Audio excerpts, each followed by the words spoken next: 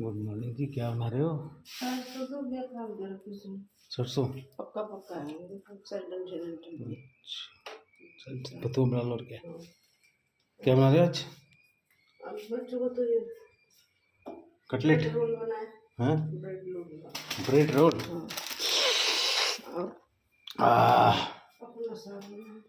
अपना साग बन रहा है। चलो ठीक है भाई। Good morning friends. पहुंच गए हैं घर पे। सुबह के 8 बजे हैं।